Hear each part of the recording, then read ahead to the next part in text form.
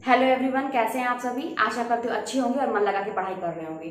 तो आज की इस वीडियो में हम लोग तार सप्तक के जो अब और भी कवि बचे हुए हैं, जो तीसरा चौथे तार सप्तक के, उन कवियों को हम लोग देखेंगे। और कल की वीडियो में हम लोगों ने तो तार सप्तक है और दूसरा तार सप्तक है, उनके कवियों को हम लोग जाने थे, आसान ट्रिक से जाने थे। और अगर आपको पसंद आए तो वो ट्रिक अपनाइए, नहीं तो आप लोग अपना ट्रिक भी बना सकते हैं। मतलब कहने का मतलब कि उससे ऐसे रिलेट कर करके अगर हम चीज़ों को याद करेंगे तो दिमाग में चीज़ें बैठती हैं, भूलती नहीं है। वैसे आप रटेंगे ना, रटने से तो कभी नहीं याद होगा, वो हमेशा भूल जाता है।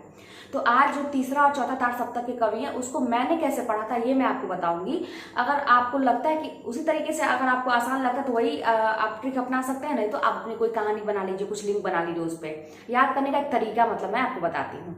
तो पहले तो हम लोग ये जानेंगे और इस वीडियो में और भी कुछ जरूरी बात करेंगे, है ना। हर वीडियो में मैं आपके सामने कुछ ना कुछ मैं लेके आती हूँ, जहां से मुझे जैसे याद पड़ता है मैं आपके लिए सोचती हूँ कि आपका हेल्प कर दूं, ताकि एग्जाम में आप लोगों के लिए सहायता मिल सके आप लोगों को। क्योंकि मैंने भी बहुत गलतियां की हैं एग्जाम के दौरान, बहुत सारे अनुभव मुझे भी हुए हैं। और ऐसा लगता है कि ना कि जिसको मतलब जो एग्जाम देने जा रहा है, हो सकता है कि उसे अगर ये चीज बता दी तो हो सकता है उसका रास्ता आसान हो जाए। हालांकि मैं ये भी जानती हूँ कि मुझसे बहुत ज्यादा अनुभवी लोग ये मेरा वीडियो देख रहे होंगे और मुझसे बहुत ज्यादा उनके पास ज्ञान होगा, बहुत ज्यादा अनुभव होगा। बस बात यह है कि आज मैं सफल हो गई हूँ तो मेरी बातों को लोग सुन रहे हैं, और जो अभी सफल नहीं हुए हैं तो उनकी बातों का अभी वैल्यू नहीं है। तो इसीलिए सबसे बड़ी बात है ना कि अपनी वैल्यू, एक मोटिवेशन ये भी है कि अपनी अगर वैल्यू बढ़ानी है तो आपको सफल होना बहुत जरूरी है। आप भी जानते हैं ना कि उगते हुए सूरज को सभी लोग प्रणाम करते हैं। आपके पास लाख टैलेंट है, लाख सब कुछ है, लेकिन अगर आप सफल नहीं है तो उसका कोई मतलब नहीं होता, कोई आपकी बातों का वैल्यू नहीं देता। इसके पहले जस्ट मेरा भी यही हाल था। अभी तो 8-9 महीने से हमारी जो नौकरी लगी है, इसके पहले भी जैसे मेरी बात को कोई वैल्यू नहीं था, मुझे कोई नहीं सुनना पसंद करा, तरह तरह की मेरे अंदर कमियां निकाली जाती थी। लेकिन आज मैं यहाँ पे बोल सकती हूँ इसलिए क्योंकि मैंने मेहनत किया है, मैंने सफलता प्राप्त की है। तो सबसे बड़ा मोटिवेशन तो यही है कि अपनी वैल्यू बढ़ाने के लिए हमें सफल होना पड़ता है। लोगों का हमारे प्रति नजरिया अलग हो जाता है। एक सरकारी नौकरी के नाम से लोगों का ना नजरिया अलग हो जाता है, देखने का नजरिया अलग हो जाता है। तो यही सारी चीजें है ना। अपने आप को मोटिवेट करिए, किसी भी वजह से मोटिवेट करिए, वजह चाहिए आपको, है ना। और इसे मैं इस वीडियो में एक जरूरी बात ये करने वाली हूँ कि ये एग्जाम टीजीटी का निकालना बहुत ही आसान है। अब आप लोग सोचेंगे कि ये मैं क्या कह रही हूँ कि ये टीजीटी का एग्जाम निकालना बहुत ही आसान है। अभी मैं कल के वीडियो में बता रही थी कि कठिन है और तैयारी करनी पड़ेगी। तो देखिए, कंपटीशन तो कम नहीं है। कंपटीशन को कहीं से भी ये मत समझिएगा कि बहुत कम है, कहीं से भी हल्के में मत लीजिएगा इसको। और ऊपर ऊपर पढ़ने की कोशिश मत करिएगा कि हाँ शॉर्टकट कुछ ऐसा पढ़ने की काम चल जाएगा, इसमें तो कभी मत रहिएगा। लेकिन हाँ, बाकी एग्जाम से अगर हम तुलना करें, बाकी जो कंपटीशन हो रहे हैं उससे अगर तुलना किया जाए तो मुझे, मेरा अनुभव है, ये पर्सनल अनुभव है कि ये एग्जाम जो है सबसे आसान है। आप खुद सोचिए, आईएएस अगर हमें बनना है, क्या हम बन पाएंगे? आप लोग पहले अपनी क्षमता पहचानिए कि हमारी क्षमता क्या है। मैंने अपनी क्षमता पहचान ली थी कि क्या आईएएस हम लोग कर सकते हैं। क्या बड़े बड़े जो लेखपाल की भर्ती आती है, वीडियो ऑडियो ये सब भर्ती आती है जिसमें बहुत सारे रीजनिंग के क्वेश्चन आते हैं, सारे मिक्स होते हैं, जीके ओके मिक्स होते हैं, क्या वो क्वेश्चन हम लोग कंपटीशन निकाल सकते हैं? या तो ये जो प्राइमरी के भर्ती में ये टेट, सुपर टेट जो आजकल नया नया चल गया है, इसमें इतने सारे सब्जेक्ट पूछे जा रहे हैं, क्या ये हम लोग निकाल सकते हैं? क्या और भी बाकी, जैसे मान लीजिए अभी एलटी ग्रेड का आने वाला है, और भी जितने हैं जिसमें माइनस मार्किंग होता है, मतलब कहने का ये मतलब ऐसे एग्जाम जिसमें माइनस मार्किंग होती है, जिसमें और भी अपने सब्जेक्ट के साथ साथ और भी सब्जेक्ट जैसे जीके वगैरह इंक्लूड कर दिए जाते हैं, करंट अफेयर्स ये सब। तो क्या वो मेरे लिए आसान पड़ेगा? या सबसे आसान ये होगा कि बस मेरे ही सब्जेक्ट के बारे में पूछा जा रहा है? तो मैं इसी पे बात करने वाली हूँ कि जैसे कि पीजीटी का एग्जाम है ना, मेरे हिसाब से मैंने अपनी कैपेसिटी पहचान ली थी, मैंने अपनी क्षमता पहचान ली थी। मैं तो इतनी डिस्टर्ब हो चुकी थी अपनी लाइफ में कि कुछ करने का वही नहीं था, सो हिम्मत ही नहीं कर पाती थी, दूर दूर तक नहीं सोच पाती थी कि मैं कोई कंपटीशन निकाल पाऊंगी। लेकिन मैंने बैठ के सोचा, अपनी क्षमता को सोचा कि क्या मैं ये सारी चीजें कर पाऊंगी। तो मुझे सबसे आसान क्या लगा, ये टीजीटी पीजीटी आसान लगा। तब जाके मैंने ना डिसाइड कर लिया कि हाँ, मैं और बाकी चीजों में शायद इतना मेहनत करूं तो ना निकाल पाऊं, लेकिन अगर मैं इसमें अगर इतना मेहनत कर देती हूँ तो ये मेरा आसानी से निकल सकता है। लेकिन हाँ, लगन और मेहनत में कहीं भी कमी नहीं होनी चाहिए, क्योंकि बहुत बड़े बड़े धनुर्धर बैठे हुए हैं कंपटीशन में, जिसका 1-2 नंबर से रह गया है पिछले साल, और बाकी लोग जो कंपटीशन 3-4 साल से लगे हुए हैं उनका सब कुछ तैयार है, उनको बस रिवीजन वो लोग कर रहे होंगे। वो लोग मोटी मोटी किताबें, जो आप लोग बात करते हैं ना कि ये किताब पढ़ लीजिए, मूल पुस्तक, वो मूल पुस्तक पढ़ लीजिए, तो मूल पुस्तक वाकई में पढ़नी चाहिए और कई पढ़नी चाहिए, लेकिन उसको कई सालों से लोग पढ़ रहे हैं। कई महीनों से पढ़ रहे हैं। अब जब एग्जाम सिर पे है, 1-2 महीना है, तो इतनी सारी किताब पढ़ने का टाइम नहीं है। अब हमको इस पे ध्यान देना है कि हमारे क्वेश्चन कैसे निकलेंगे, ठीक है। तो मेरे कहने का मतलब है कि ये एग्जाम मेरे हिसाब से आसान है। सबसे बड़ी बात है इसका एक फायदा तो ये है कि इसमें बस हमारा ही सब्जेक्ट पूछा जाता है, जो भी हमारा सब्जेक्ट है बस उससे संबंधित प्रश्न पूछे जाते हैं। अगर हमारे सब्जेक्ट में हमारी पकड़ अच्छी बन जाती है तो ये एग्जाम हम निकाल सकते हैं, ठीक है। और इसमें कोई माइनस मार्किंग नहीं है, फिलहाल के लिए कोई माइनस मार्किंग नहीं है। सबसे अच्छी बात यह है कि हम निश्चिंत होकर, मान लीजिए कुछ अनुभव के आधार पर भी कुछ हम सवाल अपने क्वेश्चन हल कर सकते हैं। और सबसे बड़ी बात है कि इसमें परसेंटेज का कोई दिक्कत नहीं है। बहुत सारे मुझसे लोग ये भी प्रश्न पूछ रहे थे कि क्या 50% मायने रखता है ग्रेजुएशन में। नहीं रखता है, इसमें कोई मतलब नहीं है, आपका 50% से कोई मतलब नहीं है, ये भी हो गया। और सबसे बड़ी बात है कि जब मेरिट बनती है तो आपने अभी कितना मेहनत किया इस पे डिपेंड करता है, इस पे मेरिट बनती है। इसके पहले बहुत लोग बहुत गलतियां करते हैं, जैसे मैं खुद थी उसमें से। हाई स्कूल, इंटर, ग्रेजुएशन जो भी मैंने किया, मतलब कोई क्या तो रहा है कि जब से मेरे ऊपर विपत्तियां पड़ी तब से मैं पढ़ने लगी। उसके पहले मेरी लाइफ काल्पनिक दुनिया में रहती थी। मैं सोचती थी कि सारी चीज़ें बहुत अच्छी होती हैं, दुनिया बड़ी अच्छी होती है, लाइफ में कुछ करना नहीं होता है, सब कुछ अपने आप मिल जाता है, बस हमें ऐसे बैठना रहता है और एक हाउस वाइफ बन के बैठना रहता है, सब कुछ मिल जाता है। लेकिन सबकी किस्मत ऐसी नहीं होती है, मैंने ऐसे किस्मत बना के नहीं आई थी मैं। तो मुझे बहुत सारा स्ट्रगल करना था, लाइफ में संघर्ष करना था। तो लेकिन इसके पहले जो हम लोग गलती कर चुके हैं, जैसे हाई स्कूल में कम नंबर, इंटर में कम नंबर, ग्रेजुएशन में कम नंबर, मेरा खुद बहुत कम नंबर है, इसीलिए तो मैं हार चुकी थी। मुझे लगता था कि अगर कहीं मेरिट, अगर हम टेट सुपर टेट का अगर तैयारी करें भी और किसी ऐसी चीज़ की अगर मेरिट बनेगी तो पहले तो हम छट जाएंगे, हम मेहनत करके करेंगे। तो ये सारी चीज़ें मेरे साथ खुद थी, निगेटिव चीज़ें। तो लेकिन इस एग्जाम में ऐसा कुछ नहीं है। आपने कितना मेहनत किया है, अब से अपनी गलती को आप सुधार सकते हैं। आपने पीछे जो गलती की है उसको छोड़ दीजिए। बहुत सारे ऐसे लोग होंगे जो गलतियां किए होंगे, नहीं मन से पढ़ाई है, कोई भी, मैं खुद हूँ उसमें से। लेकिन अगर अब से आपका दिमाग खुल गया है, अब से आप मेहनत कर रहे हैं, तो इस एग्जाम को आराम से आप निकाल सकते हैं।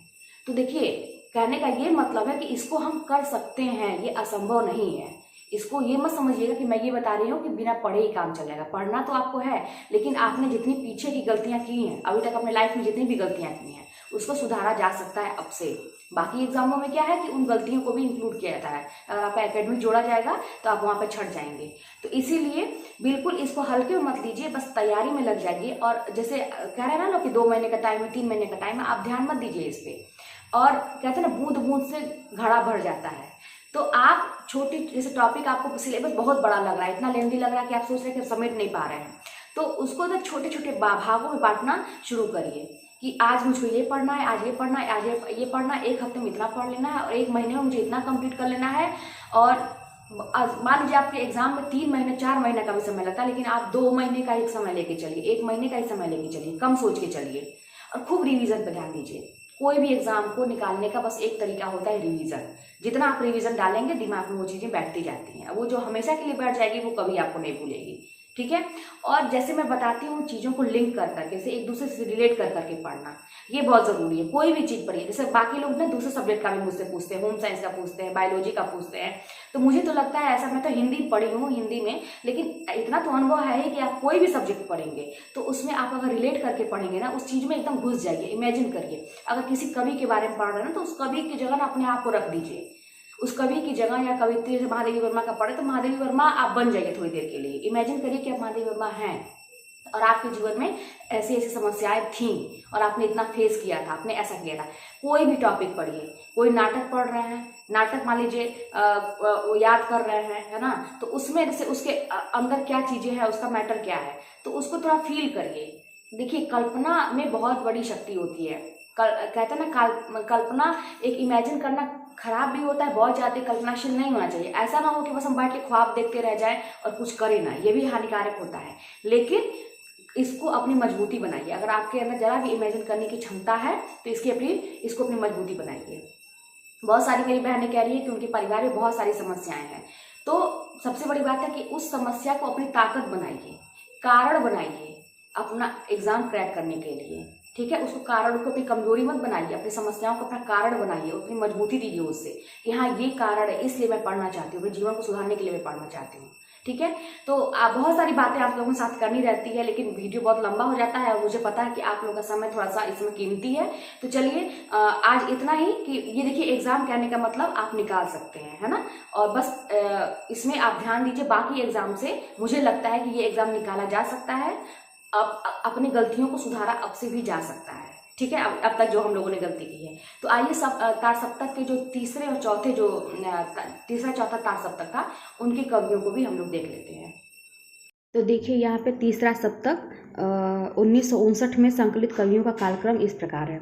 तो इसमें देखिए पहले तो हम एक बार ऐसे पढ़ लेते हैं कवियों को, पहले आप पढ़ लीजिए एक बार। जैसे प्रयाग नारायण त्रिपाठी, मदन वात्स्यायन, विजय देव नारायण शाही और कुंवर नारायण, सर्वेश्वर दयाल सक्सेना, केदारनाथ सिंह, कीर्ति चौधरी, ऐसे पहले एक बार हम पढ़ लेंगे ताकि कवियों का मतलब हमको नाम अच्छे से याद हो जाए। अब हम जो है ट्रिक बनाएंगे।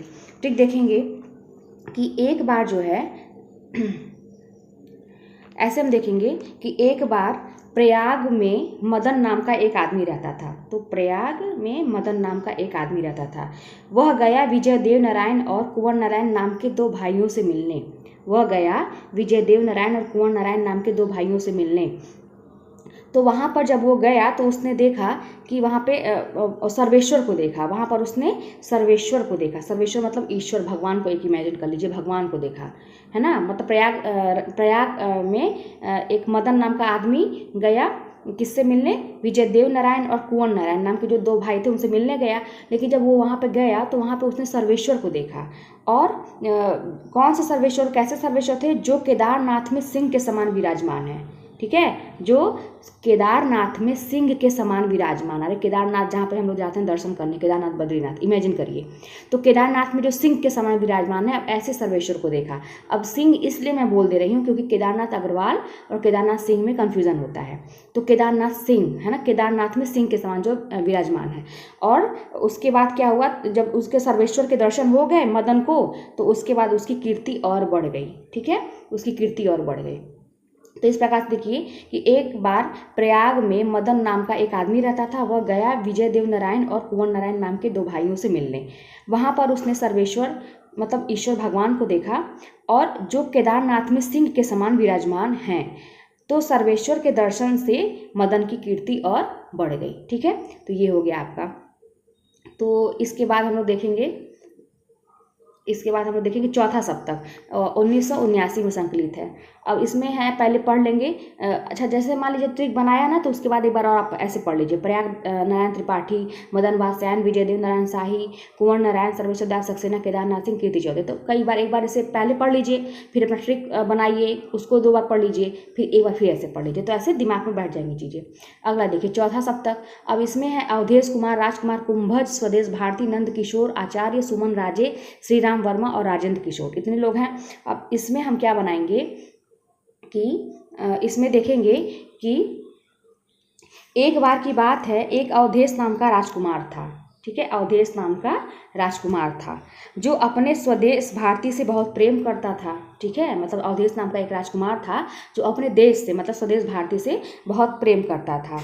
और उसके दो पुत्र थे, नंद किशोर और सुमन राजे। उसके दो पुत्र थे, नंद किशोर और सुमन राजे। उसके दो पुत्र थे जो श्री राम वर्मा और राजेंद्र किशोर के समान थे, जो श्री राम वर्मा और राजेंद्र किशोर के समान थे। अब श्री राम वर्मा भी मैंने पूरा बोला है क्योंकि श्री राम शर्मा भी हैं, तो वहाँ पे कन्फ्यूजन होती है, ठीक है। तो इस प्रकार से इसका भी हम लोग देखेंगे कि एक बार की बात है कि एक अवधेश नाम का राजकुमार था जो अपने स्वदेश भारती से बहुत प्रेम करता था। उसके दो पुत्र थे, नंद किशोर और सुमन राजे, आचार्य भी बोल सकते हैं, मतलब दो पुत्र थे, इमेजिन कर लीजिएगा, जो श्री राम वर्मा और राजेंद्र किशोर के समान थे। बहुत ईजी है, याद हो गया हमें, ठीक है।